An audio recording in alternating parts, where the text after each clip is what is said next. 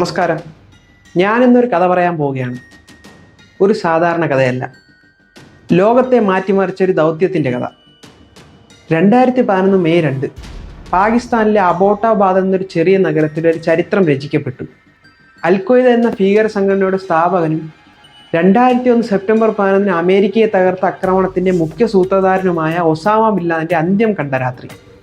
ഇത് operation Neptune സ്പിയറിൻ്റെ കഥയാണ്. ഒരു രഹസ്യ ദൗത്യം, ധീരതയുടെയും തന്ത്രത്തിൻ്റെയും ലോക രാഷ്ട്രീയത്തെ മാറ്റിമറിച്ചൊരു ദൗത്യത്തിൻ്റെ കഥ. 2001 സെപ്റ്റംബർ 11 ലോകം മുഴുവൻ ഒരു ഭീകരതയുടെ നിഴലിൽ മുങ്ങി. 2 വിമാനങ്ങൾ ന്യൂയോർക്കിലെ വേൾഡ് ട്രേഡ് സെൻറ്ററിൻ്റെ ഇരട്ട ഗോപുരങ്ങളിലേക്ക് ഇടിച്ചു കയറി. മറ്റൊരു വിമാനം പെൻറ്റഗണിലേക്ക്. 4ാമത്തെ വിമാനം പെൻസിൽവാനിയയിലെ ഒരു വയലിൽ തകർന്നു വീണു. ഏകദേശം 3000 പേർ മരിച്ചു. ഈ ആക്രമണത്തിൻ്റെ പിന്നിൽ ഒരു മനുഷ്യൻ്റെ തലച്ചോറുണ്ടായിരുന്നു, ഒസാമ ബിൻ ലാദൻ.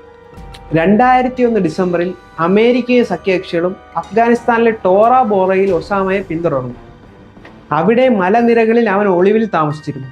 പക്ഷേ ഒരു നിഗൂഢതയോടെ ഒസാമ പാകിസ്ഥാനിലേക്ക് രക്ഷപ്പെട്ടു. പാകിസ്ഥാൻ സർക്കാരിൻ്റെ പിന്തുണയോടെയാണ് അവൻ രക്ഷപ്പെട്ടതെന്ന് ചിലർ പറഞ്ഞു. അവൻ്റെ ഒളിവ് ഒരു ദശാബ്ദത്തോളം നീണ്ടു.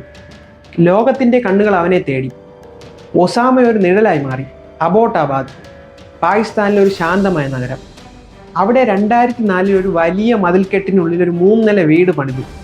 ഈ വീടിന് ഇൻ്റർനെറ്റോ ടെലിഫോണോ ഇല്ല. അയൽവാസികൾക്ക് ഈ വീടൊരു നിഗൂഢതയായിരുന്നു. അവർ ഇതിനെ വസീറിസ്ഥാൻ ഹവേലി എന്ന് വിളിച്ചു.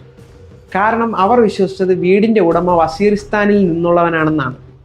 പക്ഷേ ആ വീടിനുള്ളിൽ ഒളിഞ്ഞിരുന്നത് ഒസാമ ബിൻ ലാദനും അവൻ്റെ കുടുംബവുമായിരുന്നു. 2010 CIA ഒരു നിർണായക വിവരം ലഭിച്ചു. ഒസാമയുടെ ഒരു വിശ്വസ്ത കൊറിയർ അഹമ്മദ് അൽ കുവൈറ്റി അബോട്ടാബാദിലെ ഈ വീട്ടിലേക്ക് പതിവായി സഞ്ചരിക്കുന്നതായി കണ്ടെത്തി.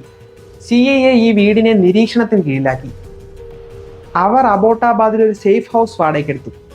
അവിടെ നിന്ന് ഈ വീടിൻ്റെ ഓരോ ചലനവും നിരീക്ഷിച്ചു. CIA നിരീക്ഷണം അതീവ രഹസ്യമായിരുന്നു. അവർ RQ-170 ഡ്രോണുകൾ ഉപയോഗിച്ച് വീടിൻ്റെ 3D മോഡലുകൾ തയ്യാറാക്കി. വീടിൻ്റെ 3ാം നിലയിൽ ഒരു 7 അടി ഉയരമുള്ള മതിലുണ്ടായിരുന്നു. 1.93 മീറ്റർ ഉയരമുള്ള ഒസാമയെ മറയ്ക്കാൻ പാകത്തിന്. CIA നിഗമനം ഒന്നായിരുന്നു, ഈ വീട് ഒസാമ ബിൻ ലാദനെ ഒളിപ്പിക്കാൻ വേണ്ടി പ്രത്യേകം നിർമ്മിച്ചതാണ്. CIA റെഡ് ടീം എന്ന പ്രക്രിയ ഈ വിവരങ്ങളെ വിശകലനം ചെയ്തു. എല്ലാ തെളിവുകളും ഒസാമയിലേക്കാണ് വിരൽ ചൂണ്ടിയത്. മറ്റൊരു സാധ്യതയില്ല, ഒരു ഉദ്യോഗസ്ഥൻ പറഞ്ഞു. ഇത് ഒസാമയാണ്.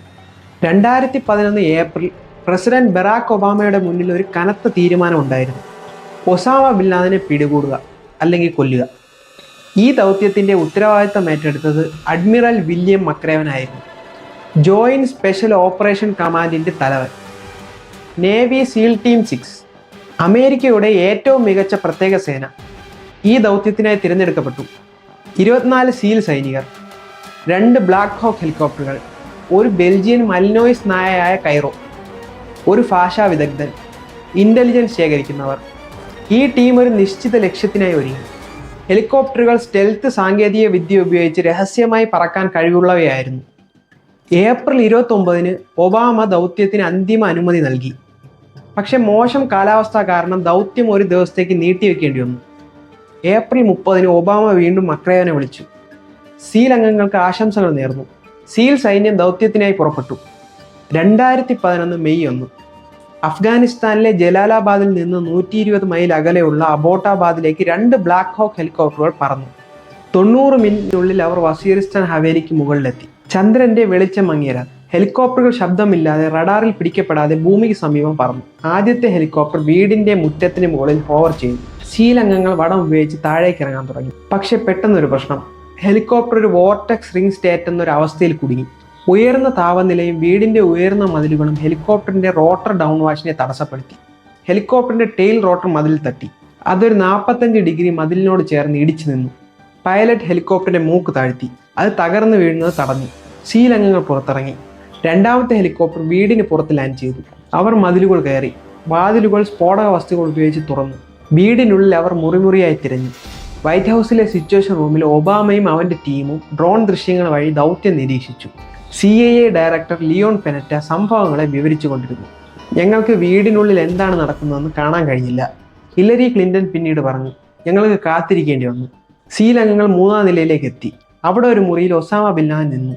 അവൻ്റെ ഭാര്യ അമൽ അവൻ്റെ മുന്നിൽ നിന്നു. സീൽ അംഗങ്ങളോട് അറബിയിൽ വിളിച്ചു കൂവി.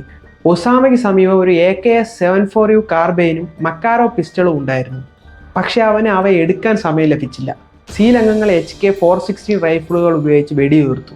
Four God and country, Geronimo, SEAL team leader റേഡിയോയിൽ വിളിച്ചു പറഞ്ഞു. ജെറോണിമോ എക്കിയ, ശത്രു കൊല്ലപ്പെട്ടു.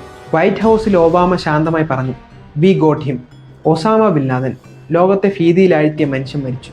സീൽ അംഗങ്ങൾ വീടിനുള്ളിൽ നിന്ന് 10 കമ്പ്യൂട്ടർ ഹാർഡ് ഡ്രൈവുകൾ, ഡോക്യുമെന്റുകൾ, 100-ലധികം തം ഡ്രൈവുകൾ, ഒപ്പം ഒരു വലിയ അളവിൽ ഒപ്പിയം എന്നിവ ശേഖരിച്ചു. ഹെലികോപ്റ്റർ സ്ഫോടക വസ്തുക്കൾ ഉപയോഗിച്ച് നശിപ്പിച്ചു. അതിന്റെ രഹസ്യ സാങ്കേതിക വിദ്യ സംരക്ഷിക്കപ്പെട്ടു.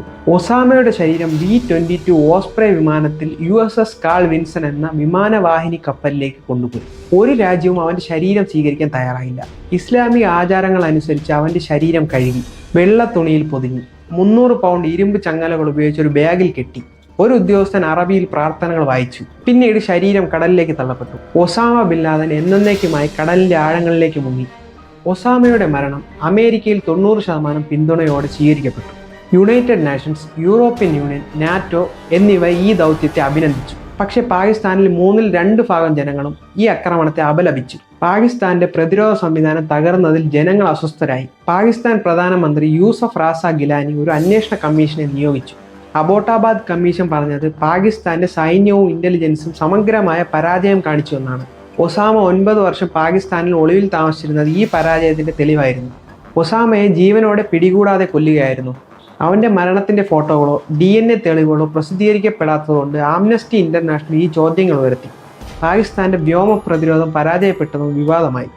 2012 പാകിസ്ഥാൻ സർക്കാർ വസീർസ്ഥാൻ ഹവേലി പൊളിച്ചു. ഒസാമ ബിൻ ലാദന്റെ മരണം ഒരു യുഗത്തിന്റെ അന്ത്യമായിരുന്നു. പക്ഷെ അൽ-ഖ്വയ്ദയും മറ്റ് ഭീകര സംഘടനകളും പകരം വീട്ടുമെന്ന് പ്രതിജ്ഞ ചെയ്തു. എന്നാൽ ഈ ദൗത്യം ലോകത്തിനൊരു സന്ദേശം നൽകി. നീതി അത് എത്ര വൈകിയാലും നടപ്പിലാകും. ഓപ്പറേഷൻ നെപ്റ്റ്യൂൺ സ്പിയർ ഒരു സൈനിക വിജയം മാത്രമല്ല, മനുഷ്യന്റെ ധൈര്യത്തിന്റെയും നീതിയുടെ അന്വേഷണത്തിന്റെയും പ്രതീകമാണ്. ഒസാമ ബിൻ ലാദന്റെ കഥ അവസാനിച്ചു. പക്ഷെ അവന്റെ മരണം ലോകത്തിനൊരു പുതിയ ചോദ്യം ഉയർത്തി. ഭീകരതയ്ക്കൊരു അന്ത്യമുണ്ടോ? വീഡിയോ ഇഷ്ടപ്പെട്ടാൽ ലൈക്ക് ചെയ്യൂ, സബ്സ്ക്രൈബ് ചെയ്യൂ. അടുത്ത വീഡിയോയിൽ കാണാം. നന്ദി.